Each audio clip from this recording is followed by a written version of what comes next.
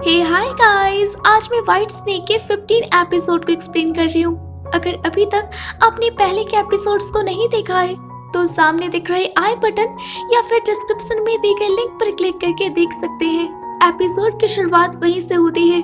जू जेन और बाई उसी जगह आ जाते हैं जहाँ पर सभी लोग जिंग पर गुस्सा हो रहे थे और अपने पैसे वापस मांग रहे थे। ये देख बाई सभी लोगों से माफी मांगती है कि जिंग थोड़ी नटखट है और इसलिए उसने ऐसा किया। यहाँ जू जेन अपने पैसे भी उन्हीं पैसों में रख देता है और कहता है कि अब उन्हें भरपाई के तौर पर दुगने पैसे मिलेंगे। जिसके बाद वो सब घर आ जाते हैं जहाँ जिंग बाई से माफी मांगती है कि वो उसके लिए पैसे नहीं कमा पाई, पर बाई कहती है कि कम से कम उसने कोशिश तो की, यही बहुत है। ये देख जू जेन कहता है कि माफी उससे मांगनी चाहिए क्योंकि वो उनकी जरूरतों को पूरा नहीं कर पा रहा। यहाँ जू जेन कहता है कि वो और सारे क्लिनिक में जाएगा काम के लिए, पर बाई उससे मना कर देती है और कहती है कि उसे दूसरों के लिए काम नहीं करना चाहिए बल्कि उसे खुद का क्लिनिक शुरू करना चाहिए। जिस पर जू जेन कहता है कि उसके पास इतने पैसे नहीं है कि वो अपना क्लिनिक शुरू कर सके, पर यहाँ बाई उसे विश्वास दिलाती है कि अगर वो दोनों मिलकर काम करेंगे तो ये जरूर संभव हो जाएगा। जिसके बाद हम देखते हैं कि बाई जू जेन की मदद करने के लिए सुंदर सुंदर डिजाइन बनाना सीखती है और साथ ही लड़कियों के लिए ब्यूटी प्रोडक्ट्स बनाती है और अपने मैजिक से उसकी कई सारे कॉपीज बना देती है।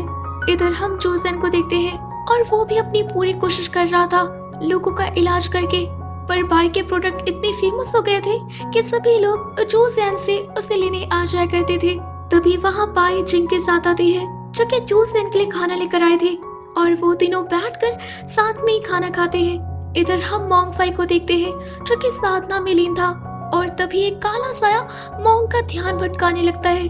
तो मोंग को लगता है कि ये एक डेमन है और वो उसे मारने की कोशिश करता है, पर ये काला साया बताता है कि वो कोई डेमन नहीं है बल्कि वो उसी का हिस्सा है जिसे कि वो कभी नहीं मार पाएगा।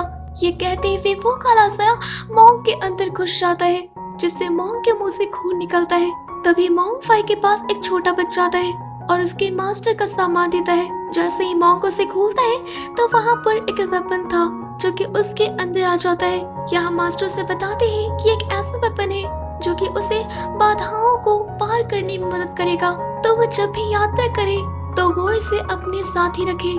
इधर हम बाई और जू जेन को देखते हैं जो कि जू जेन के पेरेंट्स के ग्रेव के सामने आए थे और वो उनसे आशीर्वाद लेते हैं। वहीं इधर पीएम लियांग भी अपनी बेटी सीनियर के ग्रेव के सामने था और वो उससे वादा करता है कि वो जू जेन को मार कर रहेगा। पर जैसे ही वो वहाँ से जा रहा था तो उसी रास्ते में जू जेन दिखता है, तो वो उसके पास आता है और कहता है कि अब उसे अपने पेरेंट्स से मिलने यहाँ नहीं आना होगा क्योंकि वो जल्द ही उसे और बाई को उनके पास ही भेज देगा। ये सुनकर जू जेन को गुस्सा आ जाता है, पर बाई उसे रोक देती है। पर जैसे ही पीएम लियांग वहाँ से जा रहा था तो बाई अपने मैजिक से उसे नीचे गिरा देती है और जू जेन के साथ वहाँ से निकल जाती है। जिसके बाद हम देखते हैं कि बाई और जू जेन मिलकर फाइनली अपने क्लिनिक को शुरू करते हैं जिसमें जिंग और उसके चारों सेवक भी मदद करते हैं। यहाँ जू जेन और बाई अपने क्लिनिक के खुलने से बहुत ही ज्यादा खुश थे। तभी हम बाहर उसी ओल्ड कपल को देखते हैं जहाँ लेडी को कुष्ठ रोग हो गया था। ये देखकर वहाँ के आसपास के लोग उनसे दूर हो रहे थे। आवाज सुनकर बाई बाहर आ जाते हैं और वो उन्हें देखकर अंदर क्लिनिक में ले आते हैं जहाँ जू जेन उस ओल्ड लेडी का इलाज करता है और दवा के तौर पर आर्सेनिक देता है, पर वो उन्हें वार्न भी करता है कि ये जहर है तो वो उसे सिर्फ बाहर से यूज करे, इसे खाए ना।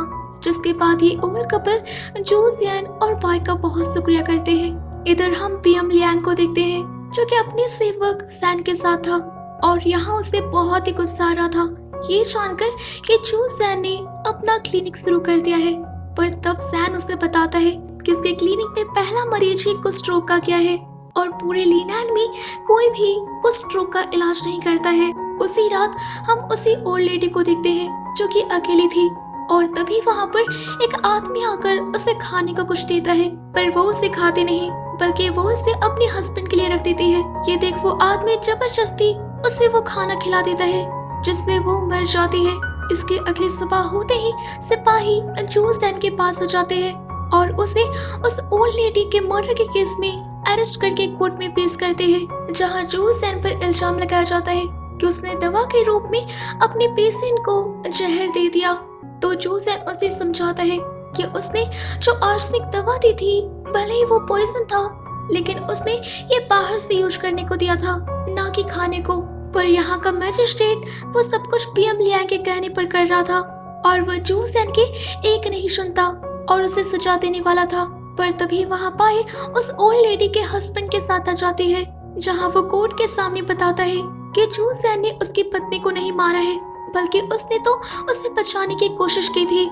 यहाँ वो कोर्ट के सामने पूरी बात बताता है कि उसे भी कुछ स्ट्रोक हुआ है और जो सैन ने जो दवा दी थी उसे डर था कि कहीं उससे उसकी पत्नी को कुछ ना हो जाए, इसलिए उसने सबसे पहले खुद ही यूज किया, पर उसे कुछ भी नहीं हुआ है और उसकी पत्नी ने तो इसे यूज भी नहीं किया था। तो इसलिए वो जो सैन के दिए गए दवाई से नहीं मरी है, बल्कि उसे रात में एक आदमी ने जहरीला खाना देकर मार दिया है। ये बात सुनकर जो सैन और पाई दोनों ही हैरान हो जाते हैं। यहाँ वो ओल्ड मैन बताता है कि उसने रात में उसका चेहरा देखा था और वो पीएम लियांग के सेवक सैन की ओर इशारा करता है, पर यहाँ मैजिस्ट्रेट इसका सबूत मांग रहा था। तो वो ओल्ड मैन कहता है कि सैन के हाथ में जरूर कल रात का कोई निशान होगा। ये बात सुनकर सैन वहाँ से जाने लगता है, पर जिंग उसे रोक देती है और वो सभी को दिखाती है कि सैन के हाथ में खरोच थे, जिससे उसका जुर्म साबित हो जाता है। ये देख पीएम लियांग ऐसा दिखाता है कि उसे इस बारे में कुछ भी नहीं पता था और वो सैन को सजा देने को कहता है।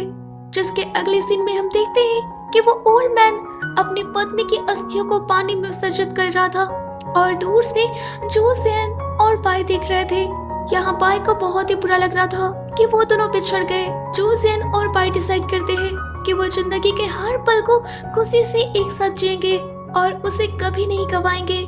इसके अगले दिन में हम देखते हैं कि सब कुछ ठीक हो जाने के बाद जो सैन और पाई सभी के साथ इसे सेलिब्रेट करते हैं। यहाँ जो सैन जिंग और उसके सेवकों को पैसे देता है कि उनके मदद के कारण ही ये क्लिनिक आज बहुत ही अच्छा चल रहा है और ये उसका हक है।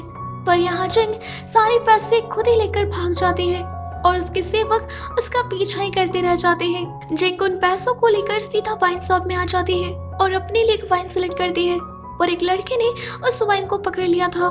तो जिंग उससे बहस करने लगती है, पर ये लड़का जिंग को उल्लू बनाकर उस वाइन को लेकर चला जाता है। ये देख जिंग उसके पास आती है और कहती है कि उसने सबसे पहले इसे देखा था, तो ये उसका है। ये सुन के लड़का जिसका नाम हैंग होता है वो जिंग से शर्त लगाता है कि जो कोई भी वाइन की सबसे अच्छी तारीफ करेगा ये वाइन उसी की हो जाएगी। तो जिंग भी मान जाती है और वो बताती है कि उसने दुनिया की सबसे अच्छी वाइन पी है। पर जब हैंग की बारी आती है तो वो कहता है कि उसने टोसू पिया हुआ है और ये एक ऐसा वाइन होता है जिसे बनाने के बाद 10 साल तक नहीं खोला जाता। ये बात सुन जिंग बहुत ही खुश हो जाती है। यहाँ हैंग उसे बताता है कि हर साल उसे टोसू का एक पॉट मिलता है। ये सुन जिंग वैंग के सामने आ जाती है और कहती है कि आज वो इस वाइन को उसके साथ शेयर कर लेगी, लेकिन उसे वादा करना होगा कि वो उसे भी टोसू पिलाएगा। जिसके बाद वो दोनों साथ ही ड्रिंक करने लगते हैं। इधर हम क्लिनिक में देखते हैं जहाँ जो सैन के पास कुछ व्यापारी आए थे अपनी दवाइयाँ बेचने के लिए, पर जो सैन उन दवाइयों को देखने के बाद उन्हें लेने से मना कर देता है। उन व्यापारी के जाने के बाद जब पाई उससे इसका रीजन पूछते हैं तो जो सैन बताता है कि उनकी दवाइयाँ जानवरों को मारकर उनसे बनाई गई थी और उसे ये बिल्कुल पसंद नहीं है क्योंकि वो किसी जानवर को मारना नहीं चाहता। ये बात सुन पाई को बहुत ही अच्छा लगता है और साथ ही खुद पर गर्व होता है कि उसने एक अच्छे इंसान से प्यार किया। यहाँ पाई जो सैन को एक आइडिया देती है कि उसे जो भी दवाई चाहिए वो लिख करके क्लिनिक के बाहर लगा दे तो उसे वो मिल जाएंगी। इधर हम जिंग और हैंग को देखते हैं जो कि वाइन पीकर पूरे ड्रंक हो चुके थे। यहाँ जिंग कहती है कि आज वो बहुत ही खुश है क्योंकि उसे आज जाकर उसे कोई अच्छा मिला है, पर यहाँ हैंग कहता है कि वो अच्छा इंसान नहीं है, पर जिंग कहती है कि उसे अच्छे इंसान पसंद भी नहीं है। यहाँ हैंग अपने काम के बारे में बताता है कि वो पहाड़ों से दवाइयाँ लाकर यहाँ पर बेचता है। ये सुन जिंग कहती है कि तब तो उसे उसके क्लिनिक में आना चाहिए क्योंकि उन्हें दवाइयों की जरूरत है।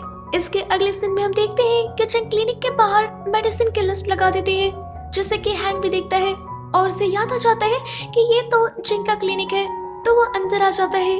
जिंग हैंग को यहाँ देखकर खुश होती है। और हैंक अपनी सबसे अच्छी मेडिसिन दिखाता है और ये स्नेक के स्किन से बनी थी। ये देख जिंग हैरान हो जाती है। यहाँ हैंक अपनी सारी मेडिसिन निकाल देता है और ये सारी के सारी स्नेक से ही बनी हुई थी। ये देख जिंग को बिल्कुल अच्छा नहीं लगता और उसे ये सब देखकर उल्टी आ रही थी। तो हैंक उसे पीने के लिए दवा देता है जो कि स्नेक के ब्लड से बना था और यहीं पर ये एपिसोड खत्म हो जाता है। तो गाइस आई होप आपको एपिसोड पसंद आया होगा, तो वीडियो को लाइक जरूर से जरूर कर दीजिएगा और आगे के एपिसोड्स देखने के लिए चैनल को सब्सक्राइब करना बिल्कुल भी मत भूलिएगा। Thanks for watching.